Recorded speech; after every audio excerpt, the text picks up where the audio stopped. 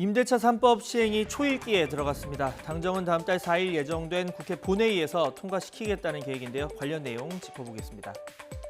예를 들어봤습니다. 전세보증금 4억 원 아파트에 사는 A씨, 지난 4월 계약을 해서 기존에는 계약 만료가 2년 뒤인 2022년 4월이었습니다. 하지만 임대차 3법 가운데 하나인 계약갱신 청구권이 통과가 되면 A씨는 2년 갱신을 청구할 수 있고 특별한 사정이 없으면 집주인은 이를 받아들여야 합니다. 4년 계약이 사실상 보장이 되는 겁니다. 이 갱신 시에 올릴 수 있는 금액도 중요하겠죠. 이 기존 계약 금액의 5%까지입니다. 전세 보증금이 4억 원이면 2천만 원, 만약 월세 200만 원을 내고 살고 있다면 10만 원까지 인상될 수 있겠죠. 여기에 각 지자체 판단으로 상한을 더 낮출 수도 있겠습니다. 만약에 서울처럼 전 월세 부담이 큰 지역은 5%보다 낮게 조례로 정할 것이라는 관측입니다. 시행 시점도 궁금합니다. 이 법 개정 직후가 유력한데요. 법 통과와 시행 사이에 미리 임대료를 올리는 걸 최대한 막기 위해서입니다. 몇 년을 살았든 관계없이 기존에 이미 계약을 맺은 사람들도 임대차 3법의 혜택을 받습니다. 지금은 임차인을 강하게 보호해야 되는 공익이 더 강하거든요. 임대인의 신뢰 보호 측면보다는 그래서 얼마든지 현재 진행 중인 계약 관계에서도 적용을 할 수 있다라고 판단이 됩니다. 네, 다만 법 통과 전, 즉 지금 시점에 미리 집주인이 올리는 전월세 가격은 대응이 쉽지 않은 상황입니다. KB부동산이 제공하고 있는 이 서울의 전세 보증금 변동 상황을 보면 7월 2주차에 0.27% 그리고 7월 3주차에는 0.26% 올랐습니다. 이 7월 3주차 기준 구별로 한번 보면 이 서울 강북구는 무려 0.71% 올랐고 송파와 성북, 동작, 강남구 등이 평균을 웃돌았습니다.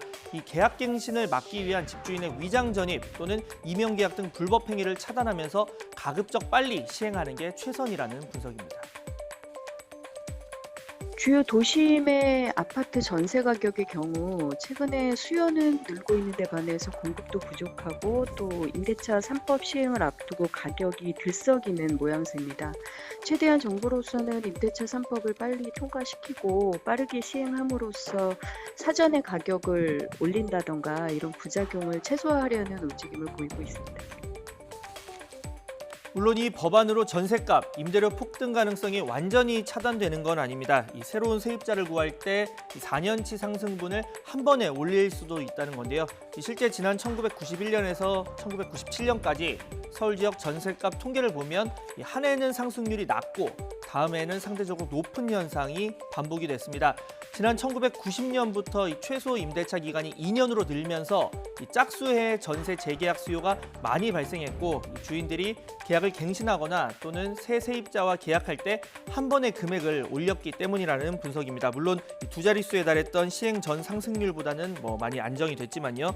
그래서 여당 일부에서는 향후 주택 전월세 신규 세입자를 구할 때도 5%라는 상승폭 제한을 두자는 의견도 나왔는데 당국은 중장기적으로 검토하되 지금은 반영하지 않기로 했습니다. 물론 집주인의 권리 보장 장치도 마련됩니다. 실거주 이유가 생기고 이를 입증하면 계약갱신 요구를 거부할 수 있도록 한다는 방침인데요.